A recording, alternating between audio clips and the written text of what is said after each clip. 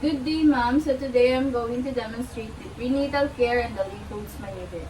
So the equipment we will be using is the tape measure, mother-baby book, tetanus toxoid vaccine, and the 3cc syringe.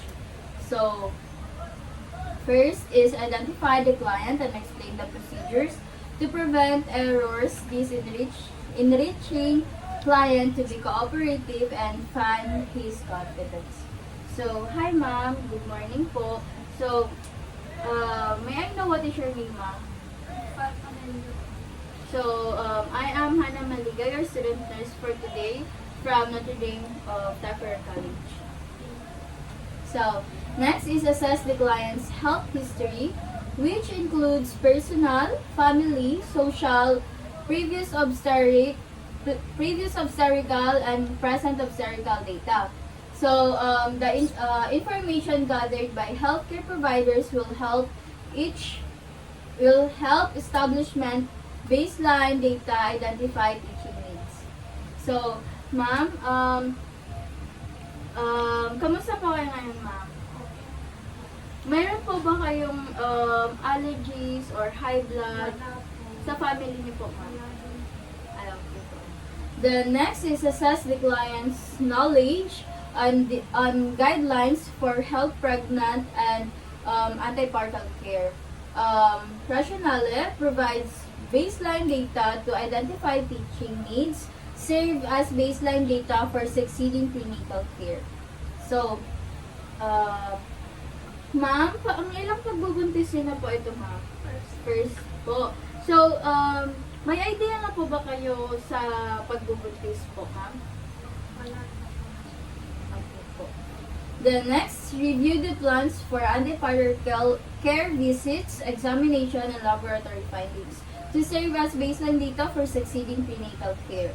Next is monitor the vital signs of the client, provide the baseline data or future comparison and identification of factors that may place the client at risk for problems. So, ma'am, okay na po ba kuhanan ko kayo ng vital signs po?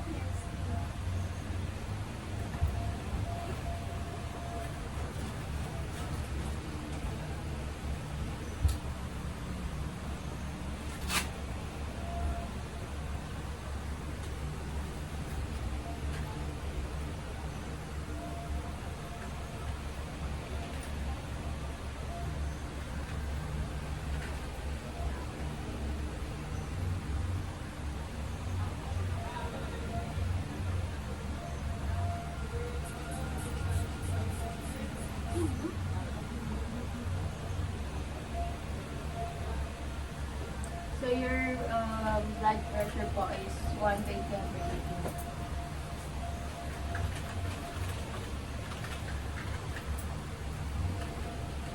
Then, the next procedure, measure the height on initial visit and monitor the weight in succeeding visit. Weighting is an important part of each prenatal examination. A gain or decrease in weight will affect pregnancy. So, next is conduct physical examination. Begin assessing from head to toe.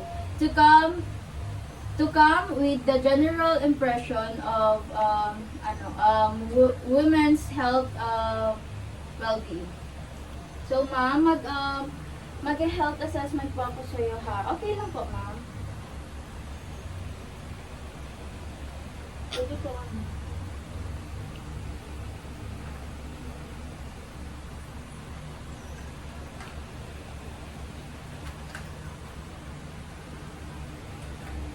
Then, next procedure, instruct the client to empty or void her bladder to promote comfort on the part of the client. So, ma'am, gusto niyo po ba mag-ihi na tayo, ma'am? Thank you. Then, next, position the client in dorsal recumbent. Proper positioning relaxes both mother and baby. It also facilitates the easy location, presentation, and lie of the fetus. So, ma'am, gusto niyo po ba mag-change kayo ng position or kung saan po kayo comfortable, ma'am? Okay, thank you po. Then next, drape the client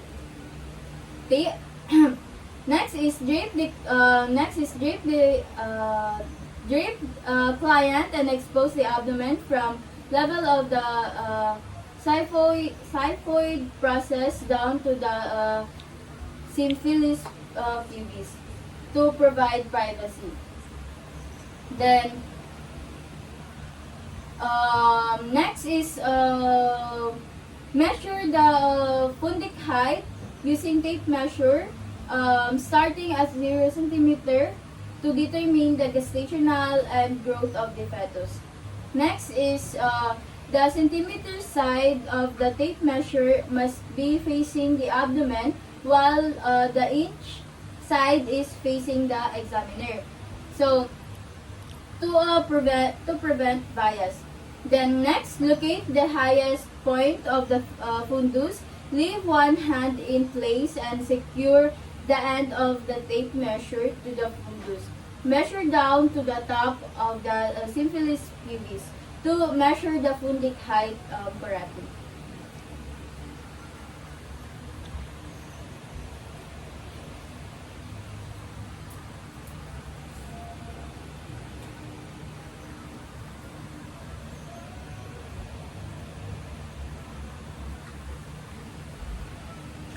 Next is document the procedure in centimeter to compare with the calculated gestation.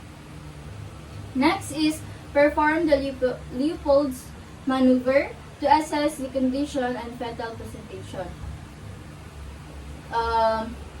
Next is warm two hands by rubbing one against the other before placing them on the abdomen.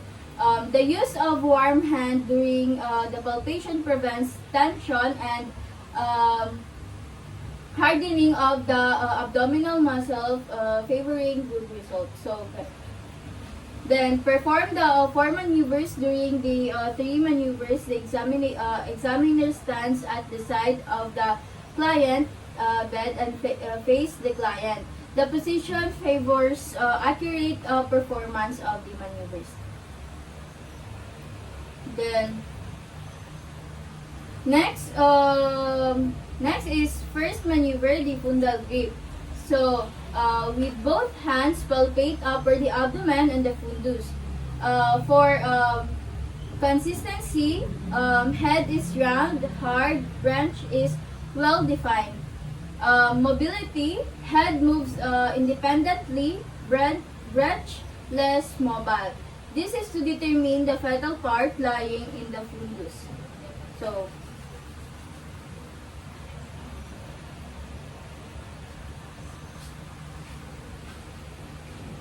then, next is the second maneuver, the umbilical grip. So, with both hands moving down, palpate the side of the uterus from the top to the bottom. Then, one side, smooth, hard, resistant surface is the back. So, next is other side, angular modulation, knees and elbow. To determine the fetal back for the fetal heart tone, usually found in the left lower quadrant.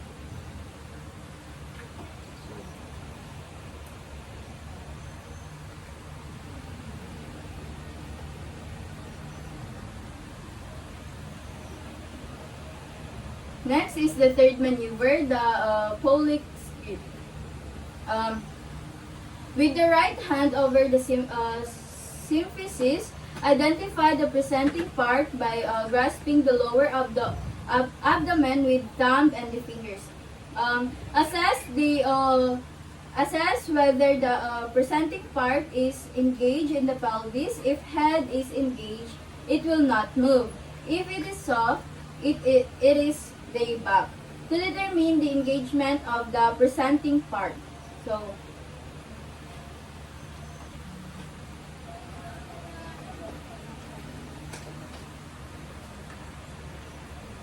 next is the fourth maneuver, the pelvic grip.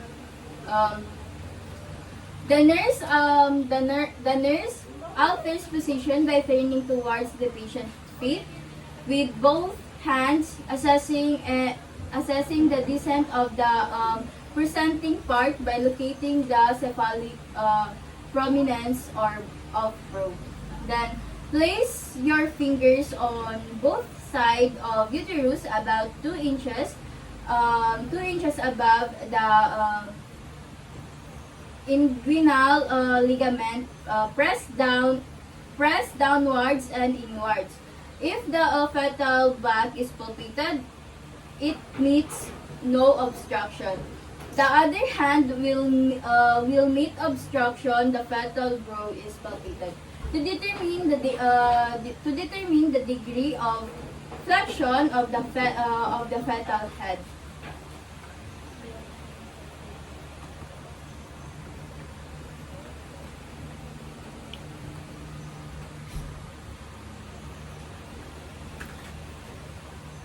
Then, next is reposition the client to make the client feel comfortable.